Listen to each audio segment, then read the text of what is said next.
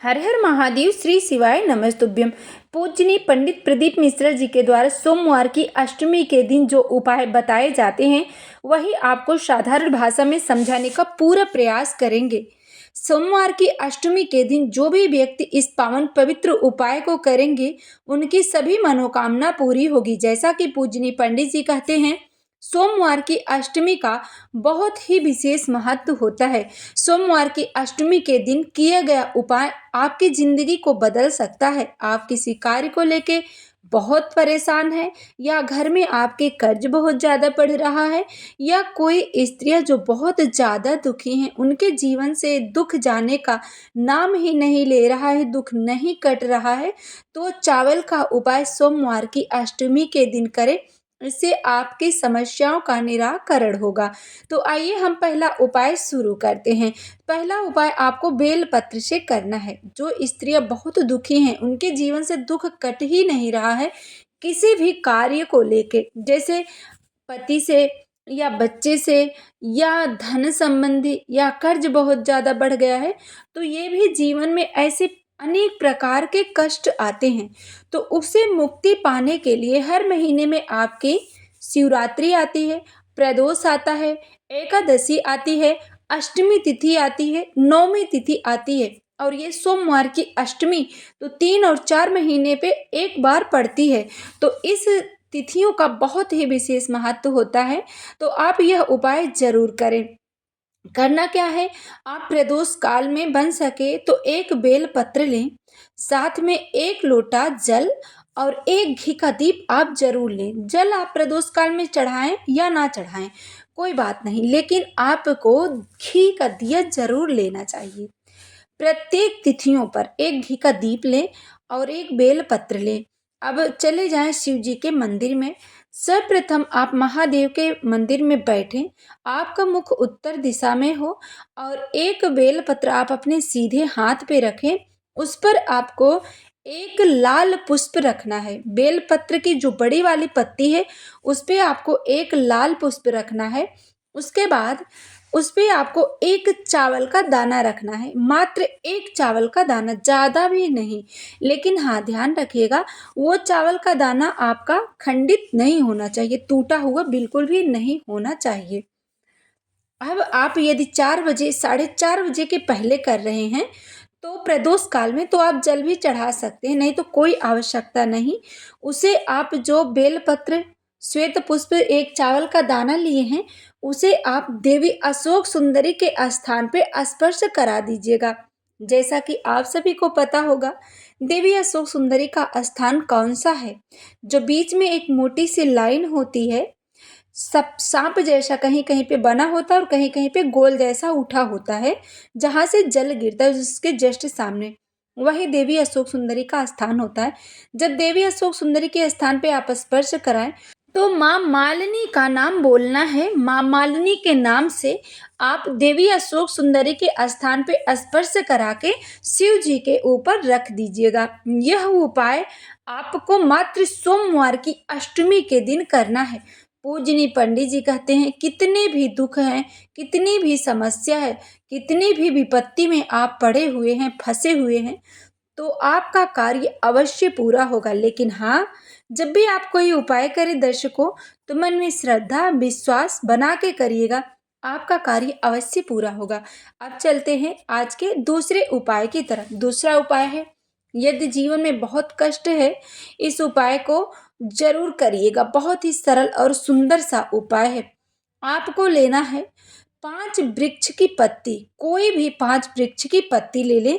मेरी मानिएगा तो 1 बेल पत्र ले लें, 1 समी पत्र, 1 मन्नार का पत्र और 1 आप या तो वट का पत्ता ले लें या पीपल का पत्ता ले लें, और 1 आपके पास जो भी वृक्ष हो, जैसे गेंदे का वृक्ष हो तो उसकी पत्ती ले लें, या कोई भी पुष्प है तो उसमें से आप पत्ती ले लीजिएगा। तुलसी का पत्ती मत लीजिएगा, इस बात का भी आप ध्यान रखें।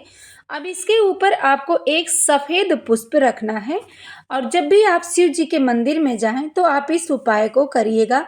1 श्वेत पुष्प रख करके आपकी जो भी मनोकामना है उसके लिए आप प्रार्थना करें। नौकरी के लिए, धन संपदा के लिए, जिस भी कार्य के लिए, या कर्ज बहुत ज़्यादा बढ़ गया है, कर्ज से मुक्ति पाना चाहते हैं, तो उसके लिए प्रार्थना करके आप इन सभी पांचों पत्तियों को और जो पुष्प आप सफ़ेद लें, एक साथ महादेव की शिवलिंग पर आप रखें और आपकी जो भी मनोकामना है उसके लिए आप देवाधिदेव महादेव से प्रार्थना करें।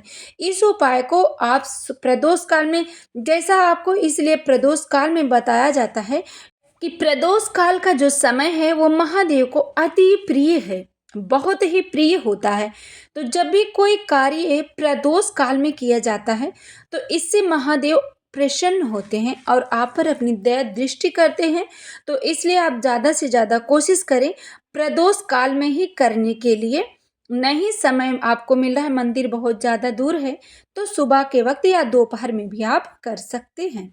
अब चलते हैं आज के तीसरे उपाय की तरफ। जब भी सोमवार की अष्टमी पड़ जाए, यह उपाय आप अपने बच्चों से भी करवा सकते हैं, पति से भी, खुद भी कर सकते हैं। लाल चंदन से करना है।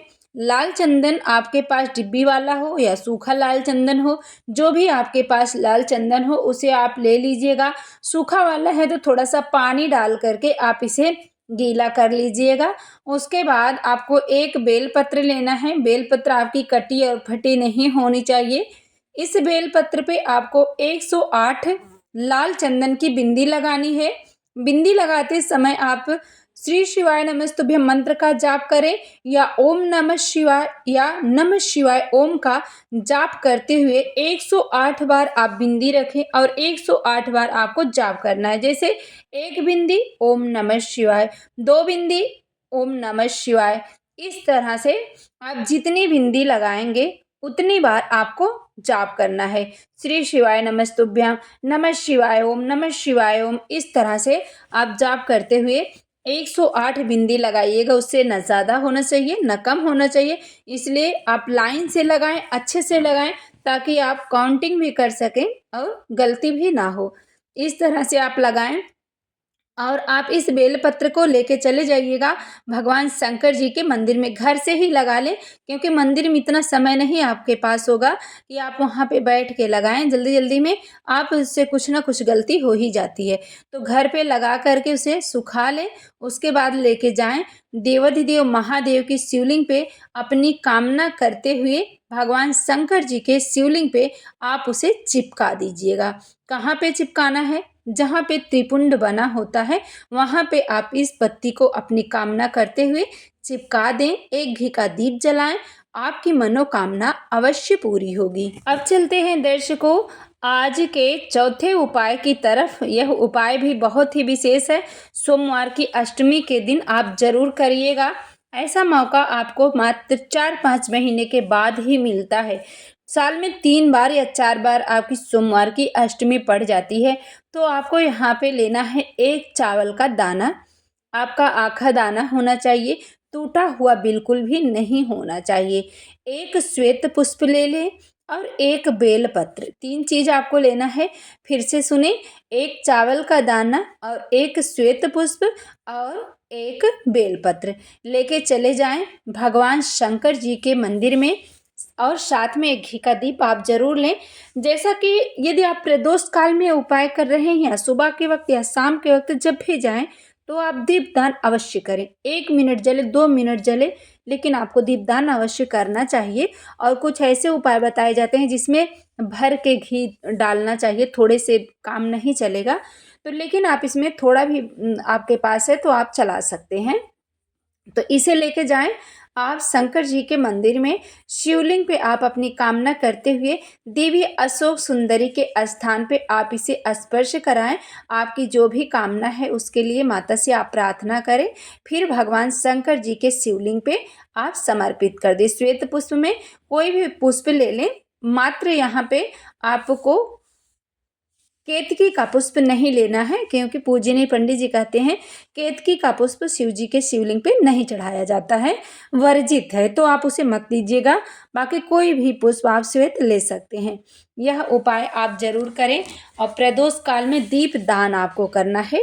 अब इस आखिरी और पांचवा उपाय है, बहुत ही सुंदर सा है।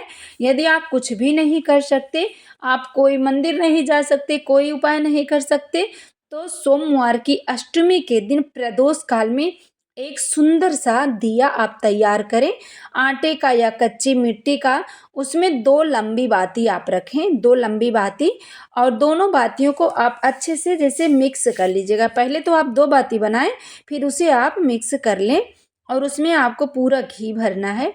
घी भर करके आपके आसपास या तो बेलपत्र का वृक्ष है तो वहाँ लगा दीजिएगा, नहीं है तो अपने घर के मुख्य द्वार पर प्रदोष काल में आप पहले तो अपनी आंख बंद करके भगवान शिव का ध्यान करें, भगवान शिव का स्मरण करें, भगवान शंकर का आवाहन करें, यानी कि बुलाएं कि भगवान हम अपने घर के मुख्य द्वार पे दीप लगा रहे हैं, आप मेरे घर पे पधारिए। उसके बाद शिव शक्ति के नाम से इस दीप को आप प्रज्वलित कर दें। कितना सरल सा उपाय है, आप जरूर करिएगा, आपके कार्यों में सफलता मिलेगी। हाँ, और यह दीपदान प्रत्येक सोमवार को भी आप कर सकते हैं, प्रत्येक प्रदोष को भी कर सकते हैं और प्रत्येक शिवरात्रि पे भी कर सकते हैं।